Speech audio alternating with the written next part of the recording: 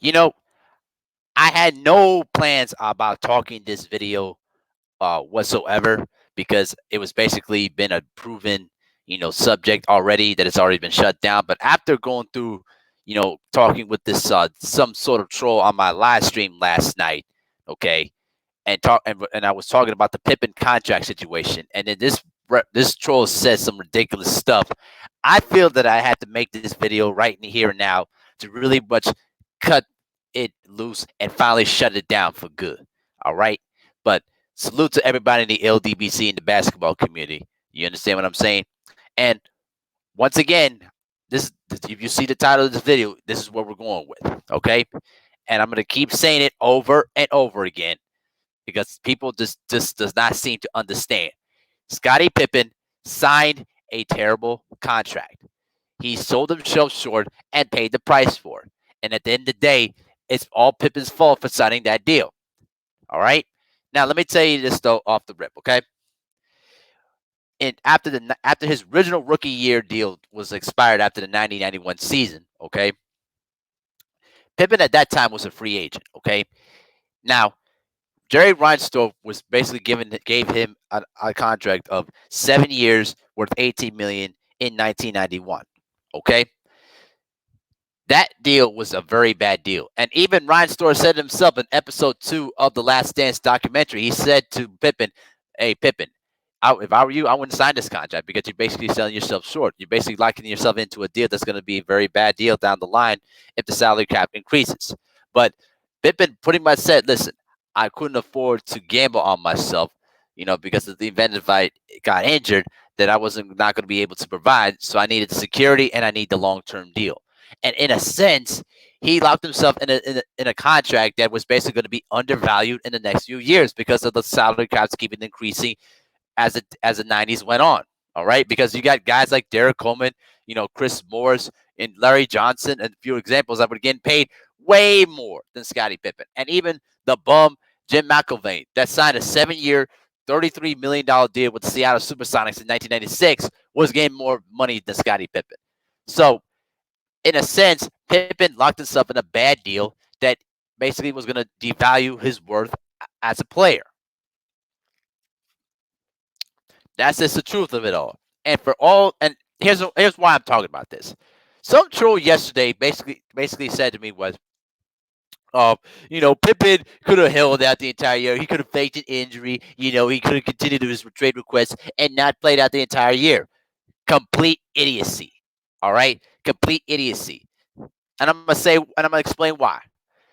The reason why it's complete idiocy is because listen, if Pippen would have sat out the entire year and not play it out after he got his surgery done on the torn tendon in his foot, okay, he would have continuously gotten fined by the Bulls organization and would have lost even more money. And the NBA would have gotten involved and said, "Listen, Pippen, you either have to play or you're going to be suspended for more games if you don't decide to play." All right. And that would have been a huge blow to his reputation and his market value, despite how talented he was at that time. Because remember, he still was recovering from that foot surgery and he had back surgery a couple of seasons prior to that.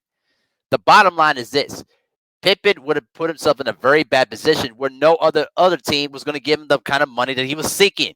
All right. Now, when you look at Scottie Pippen's salary cap, I wrote this all down, in my notes here. Okay. When he signed the contract extension in 1991, this was before the 91-92 season. Okay. It was the first year of the 7-year, $18 million deal. Because in the previous year in 1990-91, he was getting paid at least $765,000, which was the sixth highest in the Bulls organization. In 1991-92, he was getting paid $2.7 million, which was the second highest behind Jordan. Okay, he was getting 92-93, $3.4 million. The 93-94 season, which was the first year Michael Jordan retired from basketball, he was getting paid $3 million, basically $3,075,000. All right. And then 94-95, he was getting paid $2.2 million, which was the fifth highest paid player on the Bulls roster. All right. 95-96, 2.9. 96-97, 2.2 again. All right. And 97, 98, 2.7. All right. I'm telling you all this right now.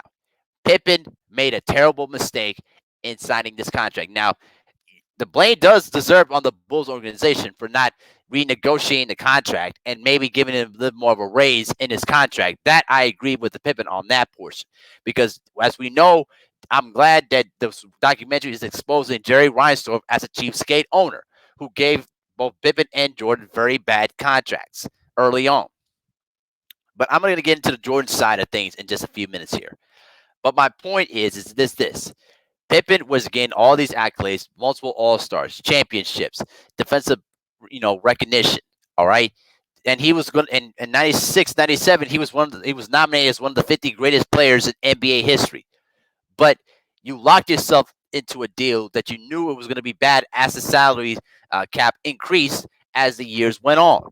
So in a sense, though, man, you put Pippen put himself in a very bad contract situation. And for all these shows, it's basically saying, oh, Pippen could have sat out the whole year. Total idiocy, because he would have lost even more money because he would have to pay numerous fines to the Bulls organization. All right. He couldn't afford to sit him out. And Pippen even said that when he came back after 35 games from the foot surgery, he basically said, listen, I'm going to go ahead and play it out my contract. And when it's time to leave, I'm going to go elsewhere. That's what Pippen did. All right. So at the end of the day, the bottom line is this: Pippen made a very terrible business decision. If he would have played it out, if he would have said, let me sign a 2 year worth maybe 18 to $20 million, then after that, become a free agent and force the Bulls to give you more money. If they weren't going to give you the money that you were seeking, go somewhere else as a free agent and go to another team that was going to get you the money that you fully deserve. All right. That's what Jordan did. Okay. Now let me get into the Jordan side of things. Okay. In 1988, Michael Jordan signed an 8 year, $25 million deal. Which, in a sense, he was going to get paid at least around to at least $4 million a year. Okay. So you start at the dynasty years from the first season of 1990-91. Michael was only getting paid $2.5 million. All right. 91, 92, 3.2 million. Then 92, 93, and both 93, 94. And in 94, it was the first year he retired. He was getting paid $4 million a year from both those years. 92, 93, when they won their third straight title. 93, 94, when Michael Jordan retired for a full season. When he came back in 94, 95 for 17 games, he was getting paid at least 3.8 million. And the same you could said in 95, 96. All right. After his 8 year contract in 1988 expired, Michael became a free agent. Okay. The Knicks at that time in the summer of 1996, all right, gave Michael Jordan a $25 million deal that was on the table. And Michael Jordan was really, he was really antsy to sign that contract. So what did David Falk, his agent at the time, did? He called up Jerry Reinsdorf and said, listen, the Knicks are giving us $25 million deal to sign. You have 1 hour to either match or maybe increase the deal to Michael, or he's leaving to New York. You knew that Jerry Reinsdorf couldn't afford to lose Michael Jordan because he would have been eviscerated in Chicago. And Jerry Krause knew this. All right. That's why in the last 2 years, they gave him a 1 year, $30 million deal in 96, 97. 1 year deal. And in the same way in 97, 98, the Bulls organization gave him $33 million. And also, there was an article on Bleach Report that basically talked about how Reinsdorf told Michael Jordan that he regretted giving him the $30 million deal. Now, according to Arthur Roland Labenzi, quoted a Bulls employee in the books in the story in the book called Mind Games, Phil Jackson Long Strange Journey. He said it's basically said Michael is bitter at Jerry because when Jerry agreed to pay the $30 million deal, Jerry told Michael that he would regret it. Michael stood in the training room one day, the next fall, and told all of his teammates, "You know what really pissed me off?" Jerry said. "You know what, Michael? I'm gonna regret this." All right. That's what basically Jerry Reinsdorf said to Michael, that I'm going to regret giving you this contract. And Michael said, what the bleep? You could have said, you deserve this. You're the greatest player ever, and you're an asset to the city of Chicago and the organization. And I'm happy to pay you $30 million. All right. Now, at the time, there was no individual max contracts during that period because of the Bird exception rule. Okay. But by that time, players were getting big time contracts because remember, in the same offseason in 97, the Minnesota Timberwolves gave Garnett $125 million for 6 years. All right. You knew that the Bulls could not afford to lose the greatest player of all time. And the salary cap was increasing because a lot of players were getting big money contracts. All right. So I'm glad that Jerry Reinsdorf is getting exposed as being a cheapskate owner. And that's how you play business. Michael Jordan and David Falk knew how to play hardball because if Jerry Reinsdorf and Jerry Krause did not give Michael Jordan the $30 million deal in both years, I should say both seasons, then Michael was going to New York and he was going to get paid $25 million, the right amount of money he deserved as being the greatest player in the NBA and the face of the league. And that's what Pippen should have done. He should have played hardball with both Reinsdorf and Jerry Krause at the beginning of 91 and before the 91-92 season on the 7-year, $18 million deal. He should have played hardball and forced them to give him more money that he truly deserved. Not wait until like what 8 years later, and then ultimately you basically get your money that you deserve, but only through a sign and trade deal. I mean, come on, Pippen. You knew what you were getting yourself into when you signed that deal in the first place. It's not the Bulls. Listen, it's the Bulls organization's fault for giving you a very bad contract. That I agree with because both Reinsdorf and Krause were basically cheapskate people that basically paid their star players very little. All right, but the bottom line is this: Jerry Reinsdorf told you to your face, listen, Pippen, if I were you, I wouldn't sign this contract. He was telling you, don't sign the contract because it's going to be a very bad, very undervalued contract in years later. All right, because you're basically devaluing yourself. But Pippen was more concerned about taking care of his family, which is very understandable, and he felt that he couldn't risk himself getting injured and not being able to provide for his family, who had two people in the family that was basically, in a wheelchair. So, in a sense, I feel for Pippen on that aspect, but the thing is, I cannot stress this enough. It was all on Scottie Pippen for signing that bad deal. He knew what he getting himself into. And when he was basically berating Krause during the 97-98 season, when he was missing 35 games because of foot surgery, Pippen was acting very, very selfish. And Michael Jordan's absolutely right. He was thinking about more about himself than about the team. All right.